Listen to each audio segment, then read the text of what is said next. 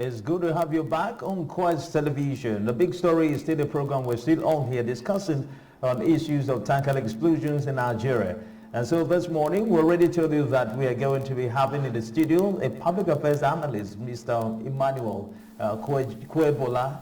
Actually, I don't know if I get that name right anyway. Welcome back to that, actually. And of course, I have my colleague here, Mabda Sekwe, who are already having this conversation this morning.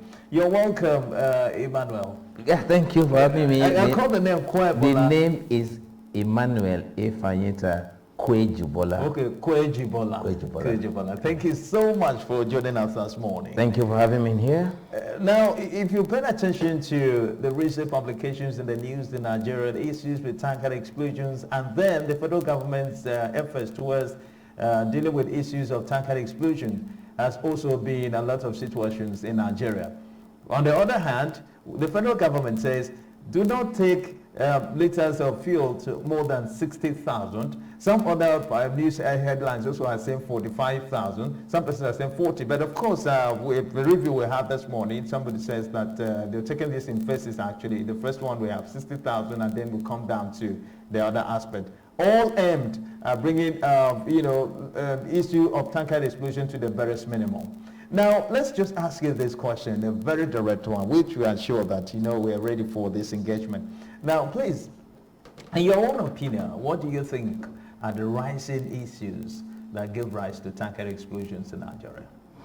If you really want to look at that closely, the issues are much. Okay. Now, first and foremost, the state of our roads. There's no way you're going to drive for 10 kilometers with that. 5 kilometers, you must get to a bump and all of this ones. And basically, the state of our road, too bad. Then again, let us look at the tankers. Their fabrication. Okay. Are they up to standard? You don't hear these kind of stories abroad because tankers are specifically built to carry such products. Yeah. And there is nothing that will happen, even if it turns structural. The content still remain within. And so, then what we see in Nigeria, every manner of persons can just wake up one morning, they are fabricating what carries the product. So, to me, I believe the standard is not well enough. For instance, those of us who are into construction industry, what was the size of 12 mm rod as at 20 years ago? What is the current size of the same product that we bought 20 years ago? So variations are coming in. Nobody is meeting up to standard anymore. And so all of these things gives us problems. Then again, what about people that are always on the road? For instance, I can count one, the police are on the road, the road safety are on the road, some persons who call themselves a task force on revenue and all of those ones, they are on the road. Then there are other group of persons who are always on the road. For instance, the Nigerian Civil Defense, they are always on the road. And you discover that at every point in time, there are blockades on the road. So you don't travel freely. Now, the content of what is in what you call the tanker, there's always that movement. There's always that movement within. So if there is no room to bridge that flow, constant flow back and forth, that alone is capable of igniting explosion. And so when it happens, we begin to cry. Unfortunately, nobody is taking proactive action so that we can guide ourselves against this. Now, how can you fabricate a tanker that should carry 30,000 liters of fuel? And at the same time, you want to load 40,000 liters of fuel because you want to cut corners. Of course, you are overloading it then, and by the time the pressure will come, it's like, let's be realistic, buy palm wine, put it in a keg, seal it. In a short while, the thing will begin to expand. And when that expansion takes place, explosion comes. So the problem, one, I hold government responsible for the state of our road. Then two, I hold our local fabricators. I want to deal on petroleum products. The machines that I am using, are they up to standard? If they're not up to standard, then obviously problem will come. So that's just it. Okay. All right. Now, but a situation where we have man-made causes of tanker explosions, I think the first one you talk about is having these tankers not being to the specification that should carry some of these products. Do we have the drivers themselves, on the road? Do they also contribute to tanker explosions? Wow, that's another big question entirely. That's another big question entirely. Now, let's look at them. If you travel from Asaba, going towards the Seluku, let me not be specific about a particular town. You will see them park their vehicles. They're going to be looking for free women. They're going to be looking for alcohol to take. And so when you mount the steering, one, your brain is not working optimally. You have not slept properly. You are under the influence of alcohol. Some will even go as far as taking hard drugs. And so once you mount that big trailer, so to say, a tanker, so to say, you see yourself as one big boss. So you are driving that even if anything happens, it's not going to affect me. You are the boss of the road. So you don't drive with that consciousness that one, I am carrying a dangerous product. Two, I am putting the life of everyone at stake if I am not careful. In driving, we were taught that the moment you start driving, believe you are the only human being that has sanity. Every other person coming is a madman. So you drive defensively. But these guys, when you meet the good ones, you know. When you meet the bad ones, you know. I am the king of the road. If you don't avoid me, you are on your own. So even the drivers are responsible. Sometimes you just wake up, oh, I'm tired. Okay, motorboy, take over. What experience does it have? Does the young man have? I doubt. So generally, does the government have a machinery to train these guys that are going to be conveying petroleum products from one location to another? Do we have them? Of course we don't. Then again, I begin to blame our government. Somebody wants to take petroleum products from Lagos, going all the way to Maiduguri. Think of the distance.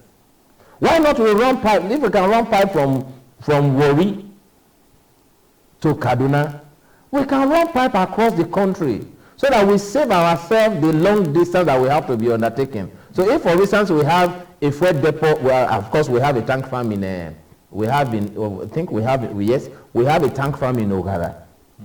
So if you are lifting petroleum products from Ogara to Asaba, the distance is not that much, compared to when you are taking a product from Lagos to Maiduguri, or Lagos to Calabar. For goodness sake, I think we should outgrow some of these things. So we must have a strategic plan.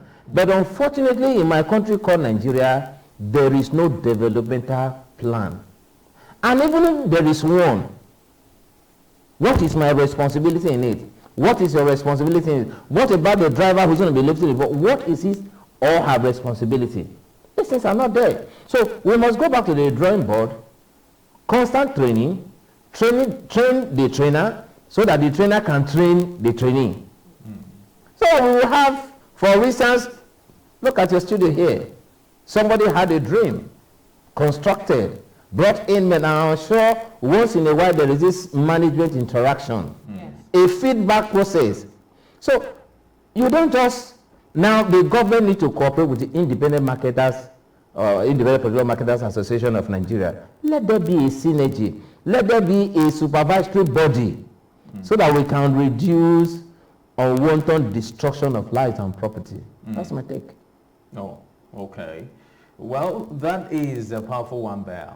Now, we were talking about the solution by the federal government by reducing the number of liters that any tanker could carry. The first proposition, I think, Marvelous, if I'm not correct, if I'm not wrong, actually, I think it's 60,000 liters. Yes. Actually, and I'd say the intention is to have 45,000 liters for every truck plying the roads in Nigeria. So do you think that the size of a truck is a reason for tanker explosions in Nigeria? Partly yes, the size is one, and the reckless driving of the handlers. Yeah. Then, like I said, the state of our roads. The state of our road. If you go to Edo State, you are coming from Ugbegu, going to Uromi. It's a terrible state. Now come to Delta State, from Agbo to Abraka, another terrible state. Of course, they say this is a federal government road, but I think I want to plead with His Excellency, the governor of Delta State, to quickly look at that road.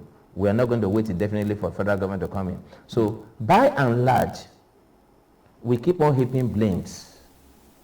We're not doing a prognosis and diagnosis. What is the remote cause?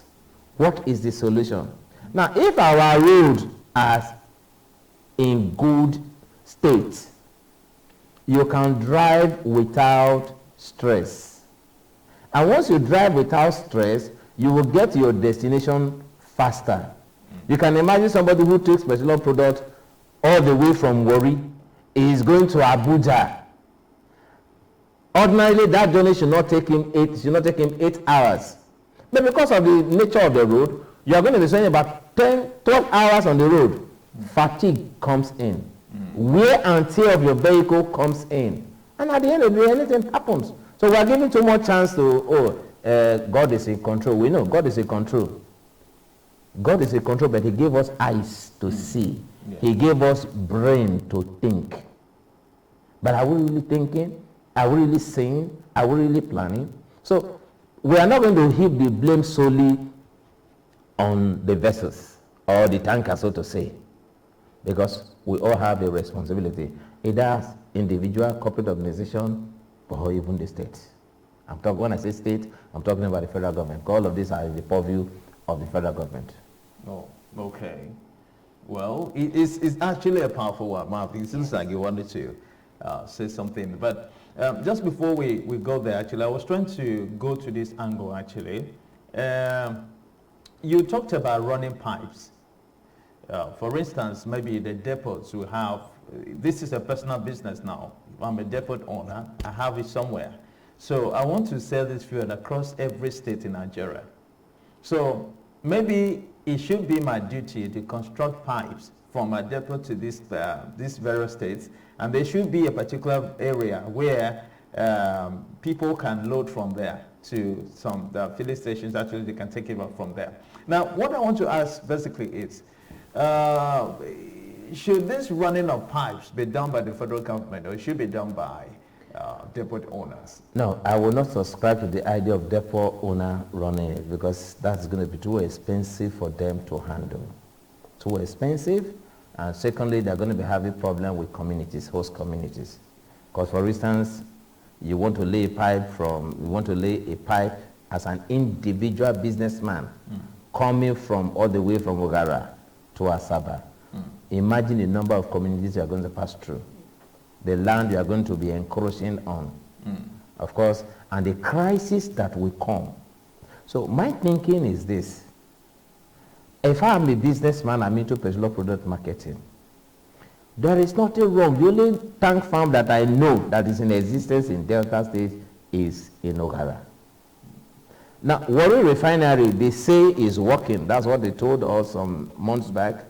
I have not visited there. So, if Warri Refinery is working optimally, this company can lay a pipe that could either terminate in Asaba or go to Onitsha, which will now serve the whole of this region. I'm talking of Asaba, Environ, Onitsha. You can go as far as to Oka. Now, if Port Harcourt Refinery is working optimally, we can equally lay a pipe as far as to Uyo, Calabar, Ogoja, and all of those ones. It won't cost the government anything. You have to invest money to make money. You know what I say? When you cook good food, now money. But for individuals to do that, it is nearly impossible. But then again, we have one big problem. The big problem is I have not seen any venture undertaken by the federal government of Nigeria where they made profit, including sports festival. So even if government is going to put her money into this venture, it's still going to go to the drain. So as a petroleum product marketer, if I have the money, why not create tank farm, whatever. You can have at least in 2 or 3 states for easy distribution of product. I don't subscribe to the idea where somebody will have to come all the way from Abuja, all the way from Kano, he wants to Castina. Yeah. He wants to lift product from here to Castina. How many hours will you spend on the road? What is the health insurance for that man who is driving? So a lot of things are going wrong in this country, and so we are not there yet. Forget the noise that we are making. We are the giant of Africa. We are not there yet. Ask Mr. President today, how many refineries do we have in Nigeria? He will not be able to tell you. How many petroleum product marketers do we have in this country? Ask the Honorable Minister for Petroleum Resources if we have anyone. He won't be able to tell you. But the independent marketers can tell you at a go, we have such a number of farm tanks across the country.